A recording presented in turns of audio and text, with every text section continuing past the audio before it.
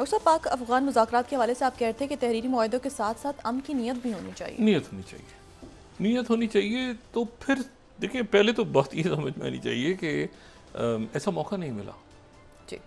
ठीक है। और अफ़गानिस्तान के सारे पड़ोसी चाहते हैं कि अफ़गानिस्तान आगे बढ़े, तरक्की करे, और इसमें कुछ नहीं रखा।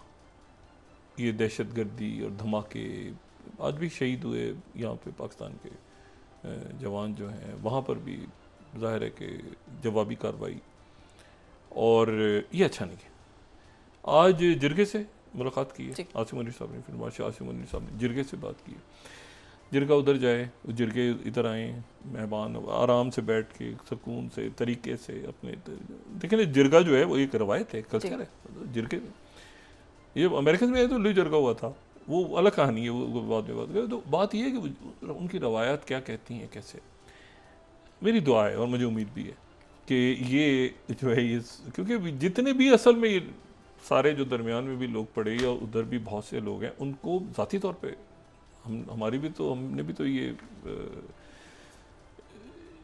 खाक छानी हुई है ना इन जगहों की। जी।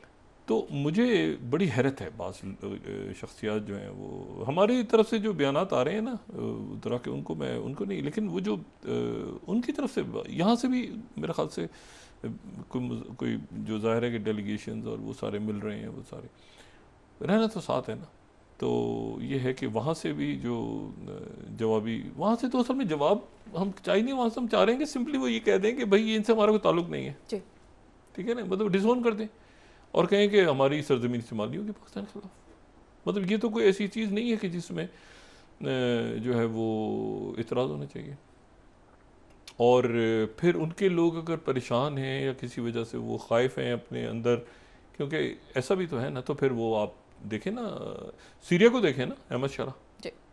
अहमद शरा जो है, कितने लोगों को याद है कि आज से साल पहले, सवा साल पहले उनका क्या पर्सनैलिटी, वो सऊदी अरेबिया में समिट में बैठे हुए थे, ज़बरदस्त किस्म का उन्होंने जनाब, और वो पूरी दुनिया, वहाँ जर्मन फॉरेन मिनिस्टर आ रहे हैं वहाँ पे सीरिया में, तो आगे दुनिया आगे जा रही है बड़ी तेज़ी के साथ। तो अफ़गानिस्तान को आगे आना चाहिए, और पाकिस्तान से मैं नहीं समझता कि पाकिस्तान से ज़्यादा अफ़गानिस्तान से कोई मोहब्बत करने वाला है, अफ़गानिस्तान को आगे ले जाने वाला है, और अफ़गान भाई भी। लेकिन ये जो बीच के अनासर हैं, ये तो जराइम पेशा अनासर हैं, ये तो कंट्रक्टे हैं, इनका कोई ताल्लुक जो है ना, चोरी चकारी, स्मगलिंग, पैसा इधर उधर, और जनाब धमाका कर दो, अच्छा बड़ा कोई काम कर दिया, उसमें जरा कारनामा हो गया। तो ये तो सीधा जहन्नुम वाला है ना, बेगुनाहों को आप, मतलब ये कहाँ, ये इसमें कोई इस्लाम का ताल्लुक, मैं तो शुरू दिन से इसके जो है ना ऑब्जर्व भी किया लोगों को। एक ज़माना था जो वो ब्रेन वॉश हो जाते थे और ये मदारिस में, और अब नहीं, अब तो बच्चे आज के जेन जी जो है ये वो इतनी ज़बरदस्त अफ़गानिस्तान की है, और ये तो बीच में कौन से अनासर हैं मुझे इसका इल्म नहीं है, और वो जो है वो एक्सप्लॉइट करके इसको इस्तेमाल कर रहे हैं। तो मैं उम्मीद करता हूँ कि अच्छी खबर आएगी। अच्छा जी, अब ये है कि सीज़फायर अपनी जगह मौजूद है गज़ा का, सही। गज़ा पे जियो पॉलिटिक्स में तो वहाँ से जनवरी प्रेसिडेंट ट्रंप से नेतन्याहू ने झूठ बोला, नेतन्याहू ने पब्लिक में झूठ बोला कि मैंने प्रेसिडेंट ट्रंप से इजाज़त लेके ये हमला किया है, जिसमें 104 फ़लस्तीनी गज़ा में शहीद हो गए। कोई ट्रंप से ऐसी बात उनकी नहीं हुई, ठीक है, ना उन्होंने परमिशन दी है और ना ही किसी किस्म की बात हुई है।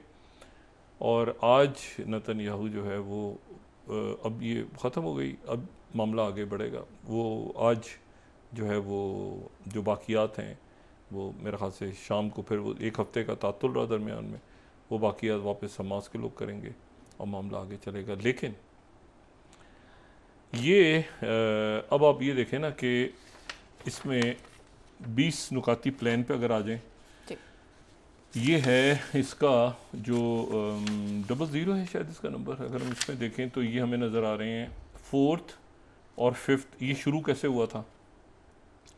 ये तो शुरू ऐसे हुआ था ना कि 72 आवर्स में जैसे एग्रीमेंट साइन होगा तो ये जो है ये रिहाई शुरू हो जाएगी, और ये इतने इसराइल इतने रिहा करेगा, और ये ऐसे होगा और ऐसे होगा, ये होगा, ठीक है। ये एक नुकता था, ये शुरू हो गया था फ़ौरन। और इसी तरह से अगर हम इसी प्लान का हम बाकी हिस्सा भी देखें तो आगे हमें दूसरा जो इसका हिस्सा नज़र आता है उसमें भी हमें जो है वो अगर हम ये देखें 13th, तो उसमें हमास और दूसरे जो फैक्शंस हैं ये कोई रोल नहीं अदा करेंगे गवर्नेंस में, ठीक है, डायरेक्टली इनडायरेक्टली। ये प्लान है मिलिट्री टेरर, ऑफेंसिव, इंफ्रास्ट्रक्चर, ये टनल्स वनल्स सारी ख़त्म होंगी, फैक्ट्रीज डिस्ट्रॉय हो जाएंगी, ये होगा वो, ये सारा डीमिलिटराइजेशन होगी गज़ा की, सुपरविजन, इंडिपेंडेंट मॉनिटर्स, ये वो इसमें ये कहाँ लिखा है कि सब हमास सरेंडर करेगी? हमास सरेंडर करेगी ये कहाँ है इस पे? उसके बाद ये अगले इसमें आ जाएं, ये 7 जो है, जो कि जब ये दस्तखत हुआ एक रोज़ पहले जब स्टीव विथकॉफ की मुलाकात हुई खलील हया से, और वहाँ पर वो सारे बताया गया प्रेसिडेंट ट्रंप को, और उन्होंने फौरी तौर पे ऐलान किया कि डील हो गई है, और ये साथ शर्म उल शेख में आने से पहले। तो अगर इसमें हम चले जाएं तो ये जो 7th है इसका भी आप देखें, ये DC इसमें भी ये बात लिखी हुई है कि ये फौरी तौर पे ये शुरू हो जाएगा, ये उसके बाद ये मीडिएटर्स के थ्रू, और ये फिर सारे साइन किए मुख्तलिफ लोगों ने दरमियान में, और उसमें जो है वो इसमें ये कहाँ लिखा है हॉस्टेजेस रिहा होंगे, और सरेंडर कहाँ लिखा है कि हमास सरेंडर करेगी? आगे गवर्नेंस में तो हमास नहीं आ रही ना। अच्छा, हमास ने फिर अगले दिन स्टेटमेंट दी, उन्होंने कहा कि हमें ये मंजूर है ये सारा प्लान, लेकिन इसमें यह है कि एक बॉडी हमारी फ़लस्तीनी टेक्नोक्रेटिक बॉडी बननी चाहिए। और अभी आज अमीर कतर ने और सऊदी अरेबिया और सबकी तरफ आज फिर उन्होंने अच्छा आज दौरा किया वहाँ पे, वो जो सिविल मिलिट्री क्रियायात में जो बनाए सेंटर, वहाँ पे नेतन्याहू ने दौरा किया वहाँ पे, और इसी दौरान जो है दौरा करके वहाँ पे, और उसने दौरा करके कि अमेरिका और मतलब उसने कहा कि हम जो हैं इसराइल जो है वो हमास को डिसार्म करेगा अमेरिका के साथ मिलकर। अमेरिका ने कहा, अमेरिका तो वो कह रहा है कि तो हमास से डायरेक्ट इससे भी तो बात कर रहे हैं। तो ये अब इसने अमेरिका के सर पे जो है वो टोपी रख दी है, लेकिन अमेरिका ने अपने आप को इससे अलग किया है। दूसरी जो बात है वो ये है कि ये तो सीज़ फायर दोबारा है, अभी इस वक्त दोबारा सीज़ फायर हो गए और ट्रम्प वापस, और ट्रम्प अब इस मरहले पे, क्योंकि आप चाइना के साथ इधर उधर आसियान सुकून पुरसकून कर कर आके सारे मामला, ये यूक्रेन का मामला हल करेंगे, उन्होंने कहा ना ये हो जाएगा मामला। इसमें तुर्की मेरे ख्याल से या सऊदी अरेबिया या UAE या कतर कोई जगह, और ये जो है ना ये प्रेसिडेंट पुतिन, अल्टीमेटली तो इसका हल निकलेगा ना, ये तो न्यूक्लियर, और ये तो फिर दुनिया किसी और तरफ निकल जाएगी सारी। अभी तो ये है कि ये इसको यहाँ पे इस मामले को रोका जाए। ये फ्लैश पॉइंट तो फ़ौरन ही ख़त्म हो जाना चाहिए, ये पाकिस्तान और अफगानिस्तान वाला। ये तो एक ऐसी ही बात है ना कि ये आपकी सरजमीन पे दहशत गर्दी हो रही है और पाकिस्तान कह रहा है कि आप इसको डिसोन कर दें, ये तो, और वहाँ से वो कह रहे हैं कि नहीं हम डिसोन नहीं करेंगे इसको। क्यों नहीं करेंगे ये भी मतलब क्या वजह क्या है, क्या क्यों, मतलब उसकी वजह भी मुझे नहीं पता कि मुज़ाकरात में क्या उसका रीज़न बताया जा रहा है। सही। अच्छा, बहरहाल तो हम दुआ करते हैं कि ये मामला जो है आगे पहुँचे खैरियत के साथ। अच्छा, लेकिन ये है कि वो वहाँ पर गवर्नमेंट बड़ी वो ग्रुप्स बड़े वो जो है ना वो एक दूसरे के वो फ़ौरन दूसरा ग्रुप आ जाएगा, दूसरे ग्रुप आ जाएंगे, वो इधर से उधर से कर कर के तालिबान की अपनी हुकूमत नहीं वहाँ पे उसका सस्टेन करना मुश्किल हो जाएगा। इनको पता है कि बाकी ममालिक जो हैं उनके इंटरेस्ट तालिबान के साथ नहीं है बहुत ज़्यादा, वो दूसरी कोई ताजिक को, कोई किसी और उज़्बेक को, किसी को मुख्तलिफ ग्रुप से सपोर्ट करते रहें।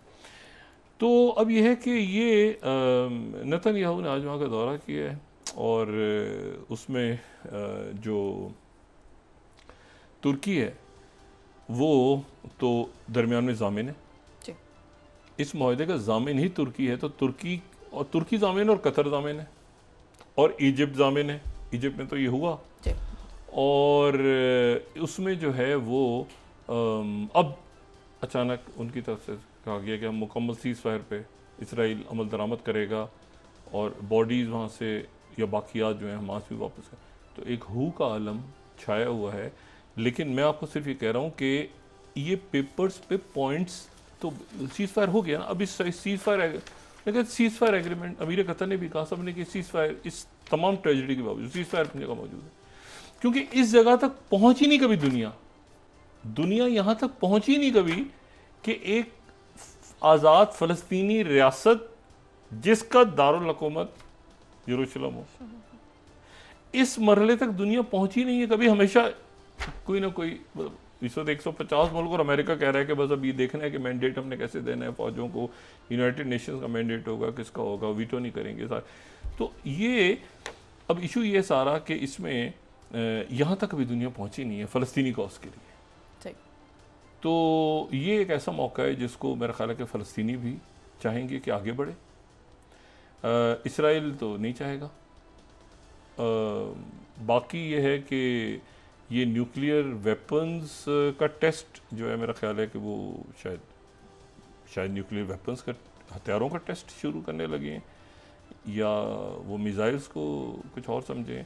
अगर एटमी जंगों की तरफ ये चले गए, दुनिया चली गई कि हम पावर शो करें, टेस्ट करना शुरू कर दें, दोबारा एक नहीं किया, दूसरे नहीं किया, मिसाइल कुछ और है, न्यूक्लियर टेस्ट तो बहुत ही अजीब सी।